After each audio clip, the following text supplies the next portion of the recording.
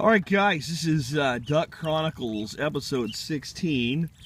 Not a lot of news for you guys. I mean, everybody's doing what they do every morning. They're out here having their breakfast, their morning swim, turning their water into chocolate milk-like consistency in a matter of minutes. That's just what they do.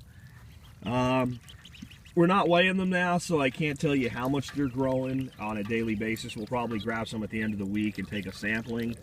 But we are at a point now where they're going through food fast enough and going from gut load to butt load fast enough that Dorothy and I moved the duck tractor last night, and then this morning we came out and we looked at it and said, well, I don't want to sit in there, and if I don't want to sit in there, they probably don't want to sit in there.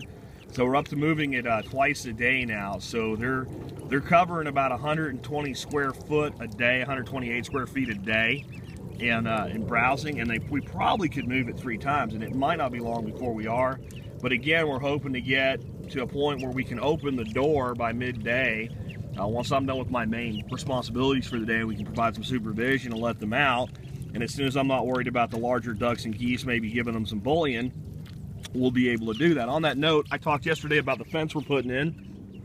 I made a little bit of progress, not a lot, but a little bit of progress where you can at least see what the end goal is. I'll come over here and show you, because a lot of you guys were asking me what kind of fence.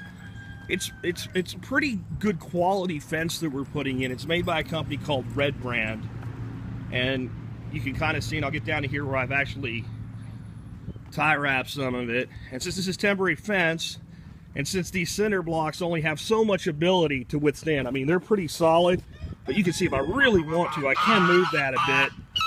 So this isn't something we could do like normal, where you put a come along on it and you pull it tense and you use steel fasteners. So we're just using black wire ties.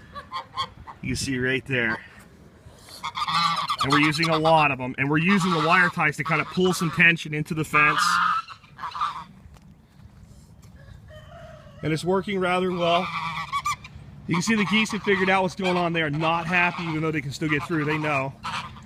And over on this side, I haven't cut the wire ties yet, but basically we just tied it to the fence and we left a long enough piece to make a long wrap here to keep anybody from getting inside there and hurting themselves. And what I'm actually thinking about doing, people were asking about the height. This is 36 inches. These are 2x4, so that's 4 inches. If I took that down by that much, it would still be 32 inches. No duck, adult domestic duck, is going to be flying over that. So what I've thought about doing is coming to about right here and cutting this and then folding this down to make this a little more rigid. Fold it down and tie it to itself. I may not do that. One thing I'm going to have to do, though, more for the dogs than the ducks, because I can't lash all the way to the ground, this bottom is a little flimsy and could be pushed under if something knew what to do. A duck's not smart enough, but a dog is. What I'll probably do is get some of the great big tie wraps like they used to tie wrap a refrigerator door shut during shipment. I'll need about just 20 of those.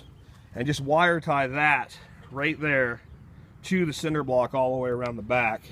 And you can start to see everything coming together here. And again, that red house there will become the duck mansion very, very soon. And we'll have our 3 gates that lead to 3 paddocks.